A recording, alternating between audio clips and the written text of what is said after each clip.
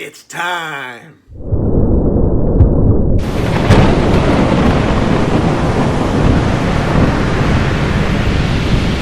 Hello everybody, how are you doing today?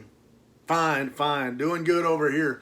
I'm even better because when I went to the mailbox this time, the friendly neighborhood mail lady left me a gift, and I do truly appreciate her hard work as well as the hard work of all of her co-workers getting me my stuff in good shape almost always and taking care of business. I do appreciate it. Anyway, this is a package that came directly from Gauntlet Press. I've done a few book unboxings recently with Gauntlet Press, Borderland Press, Joint, whatever, doing the job, getting the book to you. This time it's only Gauntlet, I believe. It was shipped directly from Gauntlet, and I bought this one with a great deal of excitement. When I found out it was coming, I was a little bit worried that I might not be able to make it, and I did. There was a book called Phoenix 451 by Ray Bradbury coming from Gauntlet Press, and what had me a little bit excited is that they said they had 150, they call it classic, tip sheets that were signed by Ray Bradbury, and tip sheets that were intended for other books along the way. And they would, I think all publishers will do it. They'll get extras signed. Extra tip sheets signed just in case some are damaged, some books are damaged, replacements, whatever. But over the years, quite a few years, they worked with Ray Bradbury. Apparently they had accumulated some extra tip sheets, and they came up with 150 is what they said. And so this last book, I think it might be the last one that they published from Ray Bradbury, at least the signed one, Phoenix 451. There were going to be 150 signed editions with classic tip sheets installed. They were also going to have 350 unsigned editions, which you may see. Don't be fooled if you're interested in this book and you're shopping on eBay. Remember, some of those sellers won't mention the fact that what they're selling is unsigned. And they're going to hope you assume it's signed. When they ship you an unsigned book, if you get mad, they'll say, I never said it was signed. Just unfortunately, stuff like that happens. Anyway, be careful with things like that. Ask questions, verify. But my package came in. I was able to get one of the 150 signed copies, excited about it. And Phoenix 451 is basically stuff, some things related to Fahrenheit 451, one of Ray Bradbury's most famous works.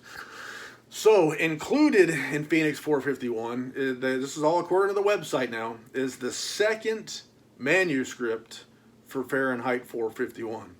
So we'll see what that looks like. I think it's just copies of it. Facsimile, they called it. Also is included 5 scripts. There's supposed to be one that was a script for a film, 3 scripts for plays, and then a script for a musical. Go figure. But that's what all is included in here.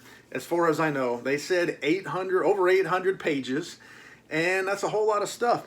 Now, I wanted to show you something just for comparison, just for the heck of it. I don't know how it's going to work out, but this is the most recent Ray Bradbury work that I bought from Gauntlet Press. This one was published in 2006. I bought it more recent than that, but it was originally published 2006, A Match to a Flame, and it's a collection of works that would eventually become part of Fahrenheit 451, so short stories and things like that contain some of the stuff, essentially what would later become Fahrenheit 451. And I wanted to show you this one. This one is signed by Ray Bradbury. Here's the tip sheet. It's got the title of the book on it and artwork on it and the signature and all that. It's numbered 453 of 750 copies. And I just wanted to show you this for comparison. This book is 2006. We look at the material that it's made from. It looks nice. It looks like good quality to me. Feels like good quality in the hand. We look at the binding. It's a Smith-sewn binding. I cannot complain.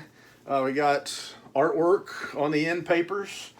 There's some miscellaneous black and white drawings in here. I believe, if I remember right, they were stuffed doodles or what have you from Ray Bradbury. Of course, when I'm flipping through, I'm not seeing it.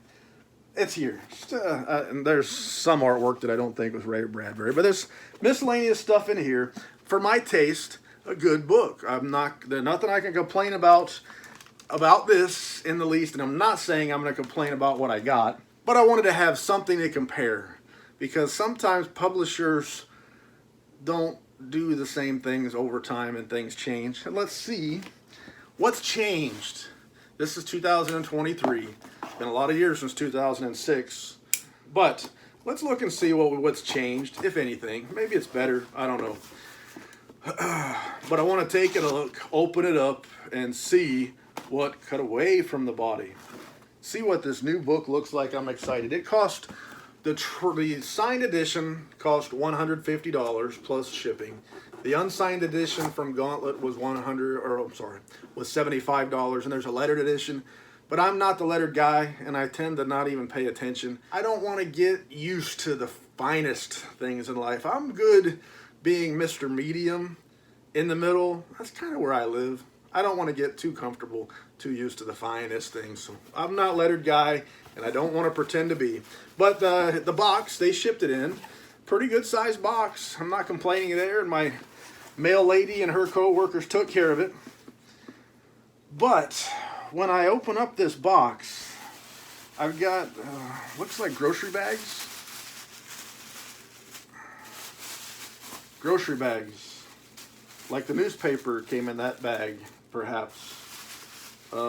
Grocery bags.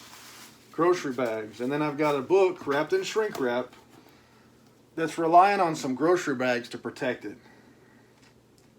You be the judge.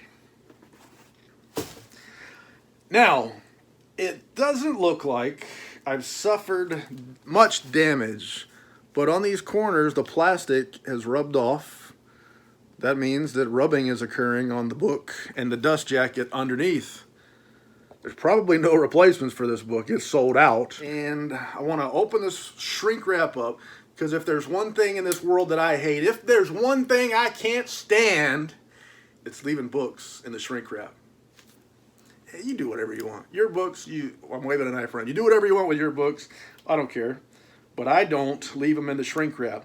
I go through this tedious, painstaking process of taking a very sharp tool and cutting away plastic very close to my book. In this case, I told you it was a $150 book. And being that there's only 150 of these copies, and Ray Bradbury is kind of a big deal, and there really aren't going to be any more signed Ray Bradbury stuff except for those situations where people are able to dig up old signatures, like Subterranean Press did a few of them recently, and Gauntlet here has done recently. It's not that easy to replace some of these things. So let's take a look at this book. Right here is our dust jacket artwork, and the dust jacket artwork is actually paintings from Ray Bradbury himself. Two of them. The back is a painting. I don't know what it's called, if it has a name. And then the front. Those are Ray Bradbury paintings. And then the spine art. It's got a lot of character. It will show up well on the shelf. It'll stand out. And I like it. I do. I like it. I do. What else? Let's take off this dust jacket here. There's a few things I want to know about. And the first one we're going to look at right here is the damage. I said there was some scuffing to the plastic. It almost looks like my corners came out all right on the book.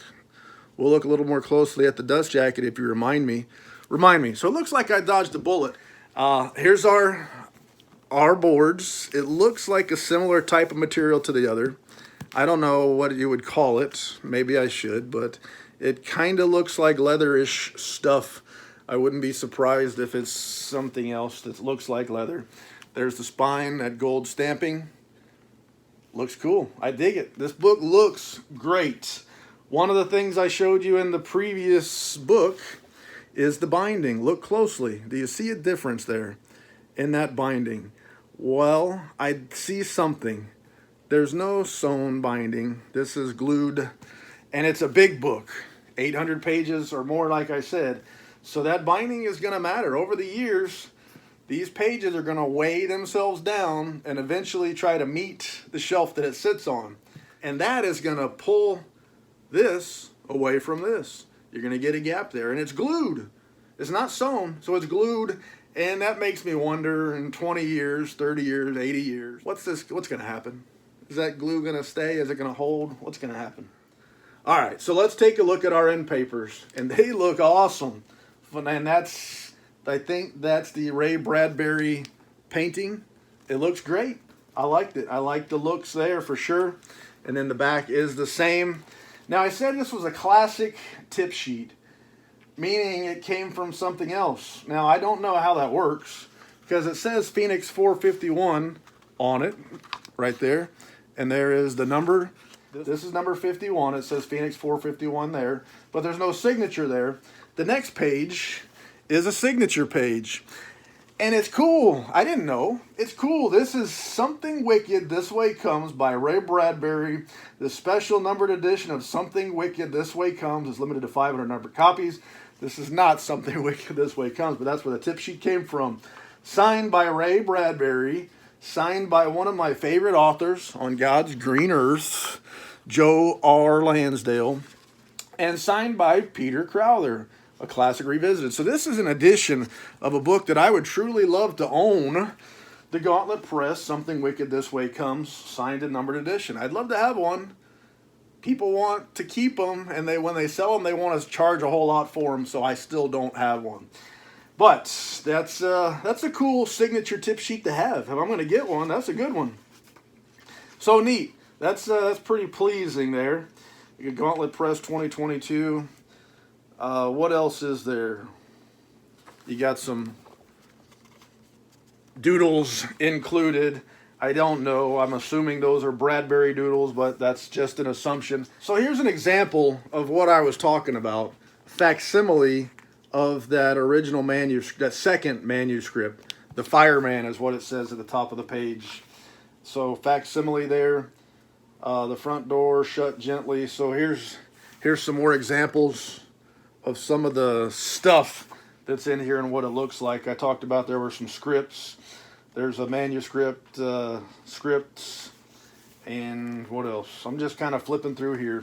See if I can find anything that looks cool. I already gave you the rundown, the skinny on what work is included. Fahrenheit 451, book Ray Bradbury, lyrics Georgia, Bogartis, Holoff, music David Matee, based on the novel by Ray Bradbury. So I said one of them would be a musical. And there's the first page, and there's that script, what it looks like. So some cool stuff in here. Just showing you what I see as I flip through. Dear Don, Ray. Fahrenheit 451, the 1994 screenplay by Ray Bradbury. And there we go, screenplay, a script for a screenplay. And let's see what else. We got October 1988, About to Leave for the Queen Mary, top row left, and it tells who all is included in the picture, as well as another doodle on that page. More doodles just kind of stuck in here throughout. If you when you stumble upon them, when you're flipping through, it's not always easy to see. And there's some photos in the back. This pages here with the photos on them is much shinier and slicker page, the photo gallery. I saw it at Ray's house by Elizabeth Nahum Albright. And Elizabeth, if I mispronounce your name, I am sorry. I do apologize. She edited this, I believe. So these would be pictures that she has taken at Ray Bradbury's place. Pictures with him.